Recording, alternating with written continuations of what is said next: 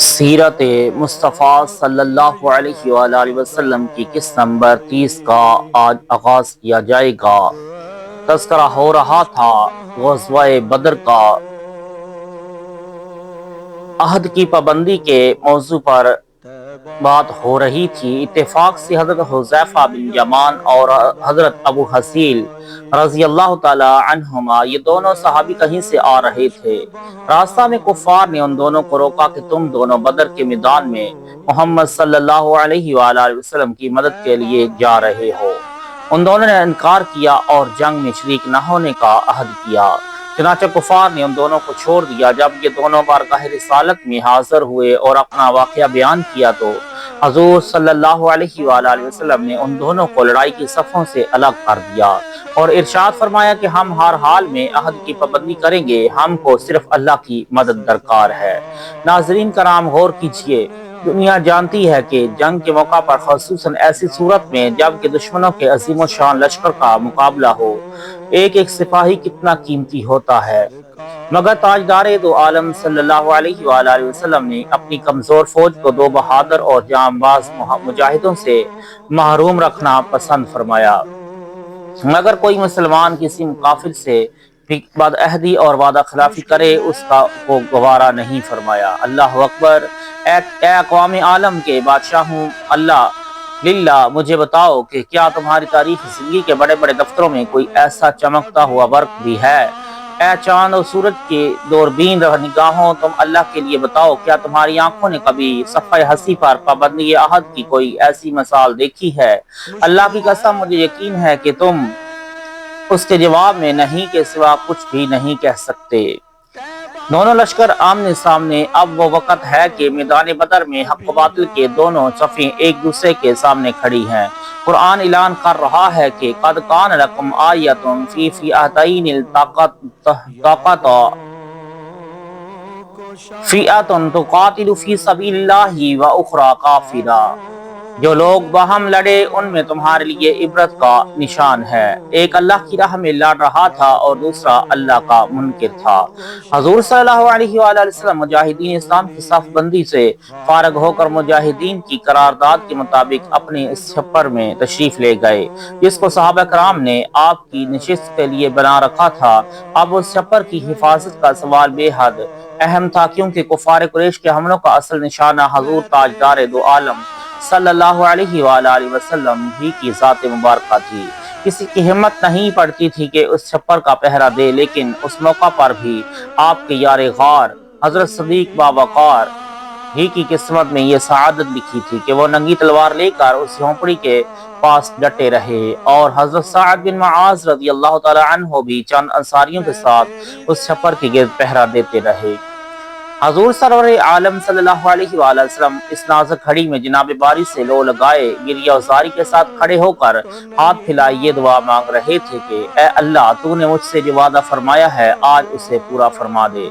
آپ پر اس قدر رقت اور محویت طاری تھی کہ جوش گریہ میں چادر مبارک دوش انور سے گر گر پڑتی تھی، مگر آپ کو خبر نہیں ہوتی تھی۔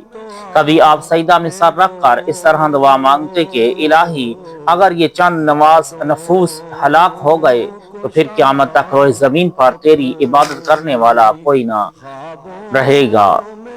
حضرت ابوبکر صدیق رضی اللہ تعالی عنہ آپ کے یار غار تھے۔ آپ کو اس طرح بے قرار دے کر ان کے دل کا سکون جاتا رہا اور ان پر رقت طاری ہو گئی اور انہوں نے چادر مبارک کو اٹھا کر آپ کے مقدس کندھوں پر ڈال دی اور آپ کا دست مبارک تھام کر بھرائی ہوئی آواز میں بڑے ادب کے ساتھ عرض کیا کہ حضور اب بس کیجئے، اللہ ضرور اپنا وعدہ پورا فرمائے گا۔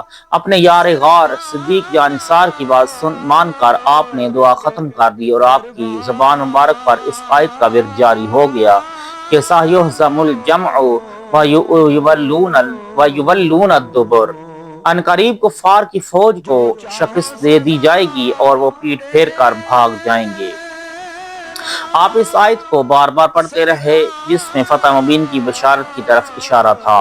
جنگ کی ابتدا اس طرح ہوئی کہ سب سے پہلے عامر بن الحضرمی، جو اپنے مقتول بھائی عمر بن الحضرمی کے خون کا بدلہ لینے کے لیے بے قرار تھا، جنگ کے لیے آگے بڑھا۔ اس کے مقابلہ کے لیے حضرت عمر رضی اللہ تعالی عنہ کے غلام حضرت مجمع رضی اللہ تعالی عنہ میدان میں نکلے اور لڑتے ہوئے شہادت سے سرفراز ہو گئے۔ پھر حضرت حارثہ بن سراقہ انصاری رضی اللہ تعالی عنہ جو حوض سے پانی پی رہے تھے کہ ناگہاں ان کو کفار کا ایک تیر لگا اور وہ شہید ہو گئے۔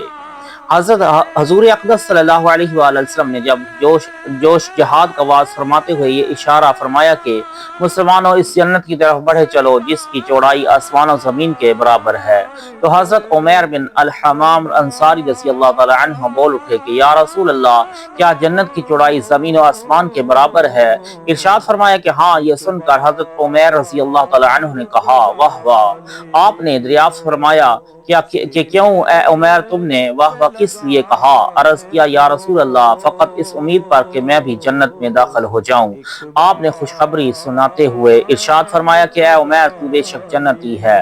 حضرت عمیر رضی اللہ تعالی عنہ اس وقت کھجوریں کھا رہے تھے۔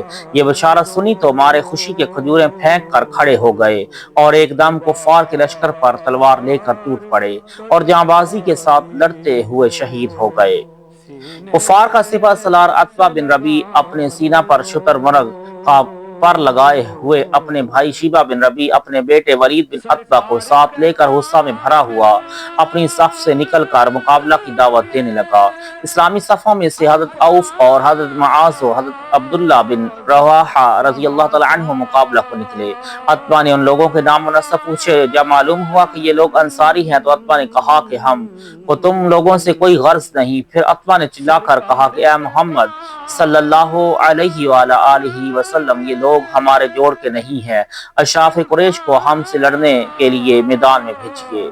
حضور صلی اللہ علیہ وآلہ وسلم نے حضرت حمزہ و حضرت علی و حضرت عبیدہ رضی اللہ تعالی عنہم کو حکم دیا کہ آپ لوگ ان تینوں کے مقابلہ کے لیے نکلیں۔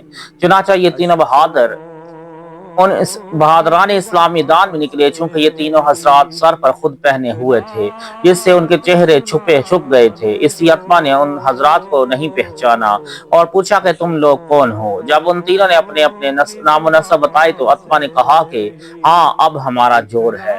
جب ان لوگوں میں جنگ شروع ہوئی تو حضرت حمزہ و حضرت علی اور حضرت عبیدہ رضی اللہ تعالی عنہم نے اپنے ایمانی شجاعت کا ایسا مظاہرہ کیا کہ بدر کی زمین دہل گئی اور کفار کے دل تھرا گئے، اور ان کی جنگ کا انجام یہ ہوا کہ حضرت حمزہ رضی اللہ تعالی عنہ نے عتبہ کا مقابلہ کیا۔ دونوں انتہائی بہادری کے ساتھ لڑتے رہے مگر آخرکار حضرت حمزہ رضی اللہ تعالی عنہ نے اپنی تلوار کے وار سے مار کر عتبہ کو زمین پر ڈھیر کر دیا۔ ولید نے حضرت علی رضی اللہ تعالی عنہ سے جنگ کی۔ دونوں نے ایک دوسرے پر بڑھ چڑھ کر قاتلانہ حملہ کیا اور خوب لڑے، لیکن اسد اللہ الغالب کی ذوالفقار نے ولید کو مار گرایا اور وہ ذلت کے ساتھ قتل ہو گیا، مگر عتبہ کے بھائی شیبہ نے حضرت عبیدہ رضی اللہ تعالی عنہ کو اس طرح زخمی کر دیا کہ وہ زخموں کی تاب نہ لا کر زمین پر بیٹھ گئے۔